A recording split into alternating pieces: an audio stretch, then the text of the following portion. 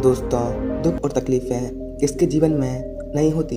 हमारे पूरे जीवन चक्र में हम अनेक बार दुख की पीड़ा को महसूस करते हैं। कई बार तो ये दुख इतने बढ़ जाती है कि समझ ही नहीं आता कि दुखों से बाहर कैसे आएं। ये दुख लाइलाज बीमारी की तरह हमें अंदर से खोखला कर देते हैं और ऐसी परिस्थितियों में हम झुँझलाकर खुद से ही एक सवाल करने लगते हैं कि आखिर मेरे जीवन में इतने दुख क्यों हैं?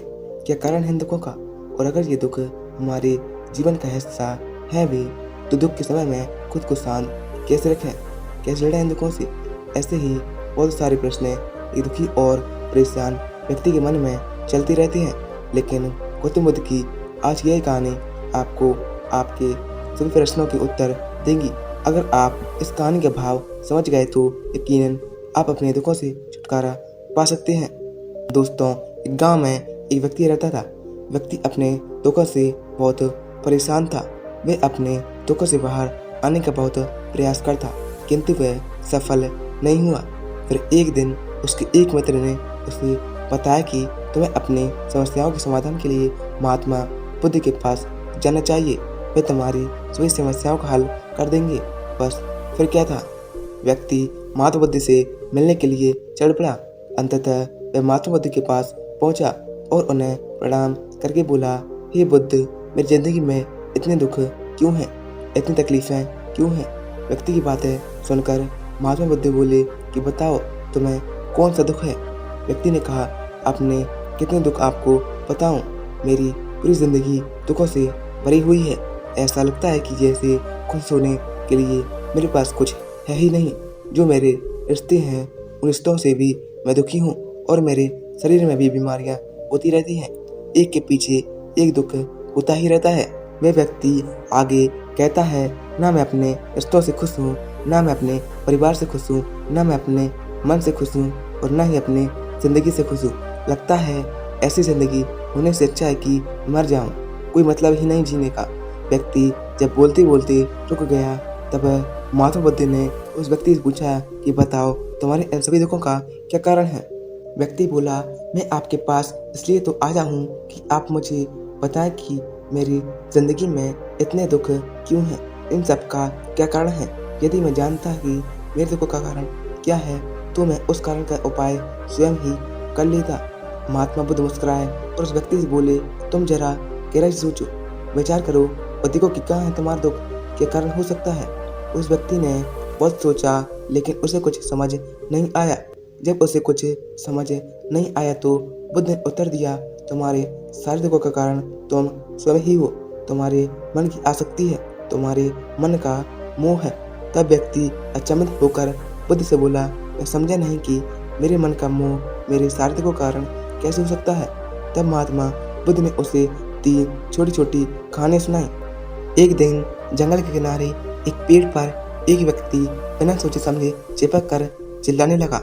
उसने कहा, कोई मुझे इस पेड़ से छुड़ाओ, इस पेड़ ने मुझे पकड़ लिया है। उसी समय एक गुरु और उनके शिष्य वहां से गुजर रहे थे। अचानक उनकी नजर उस व्यक्ति पर पड़ी जो पेड़ से चिपक कर चिल्ला रहा था। लेकिन गुरु ने व्यक्ति को इस हालत में देखकर भी कोई प्रतिक्रिया नहीं की। गुरु की ऐसी प्रतिक्रिया देखकर शिष्य से रहा नहीं गया, इसलिए शिष्य ने गुरु से पूछा कि क्या हमें इस व्यक्ति की मदद करनी चाहिए जो इस पेड़ से चिपक गया है। तब गुरु ने मुस्कुराते हुए उत्तर दिया, इसकी मदद कोई नहीं कर सकता। शिष्य हैरान होकर पूछा, ऐसा क्यों गुरुदेव?